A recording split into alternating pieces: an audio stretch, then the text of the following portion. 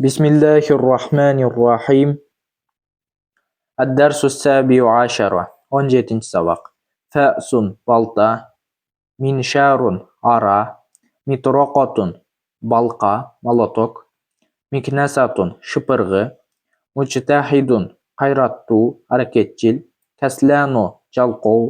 Kabirun çoğ. Sagirun kichini. Tavilun uzun.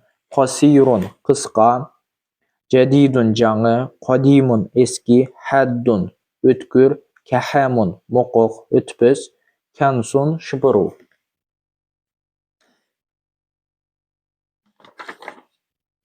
Tilmizun mujtahidun qayrattu o'quvchi. Tilmizun kaslanu jalqov o'quvchi. Shubbakun kabirun cho'ng tereze. Babun sag'irun kichine eshik. Qalamun tavilun uzun qalem. Ajlun kabirun cho'ng torpoq. Mistoratun qasiratun qisqa sızgıç. Fa'sun kahamun ötpüs balta. Aynal miknasatu qayda şıpırgı. Kitabun qadimun eski kitap. Qalamun jadidun жаңы qalem. Muhrun sagirun kichine tay. Rajulun tavilun uzun kişi. Sikkinun haddun ötkür bıçak. Minşarun kabirun çoğ ara. Lavhun kabirun çoğ doska. İftahil baba kabira aç çoğ eşikti. Ayna sikkinul haddu ötkür bıçak qayda. Uktub ala lavhil kabiri jaz çoğ doskaga. Hattil mitraqata ber balqanı.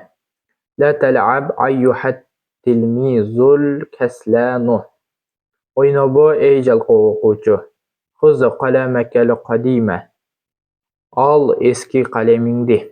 Hati kitabil jadida ber жаңы kitabimni. Fatahal xadimul baba kabira açtı xizmatçı çoğ eşikti.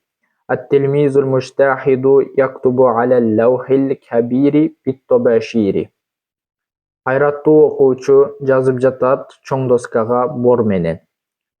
Uknusil bayta ayyuhal xadimu şıpır uydu ey xizmatçı.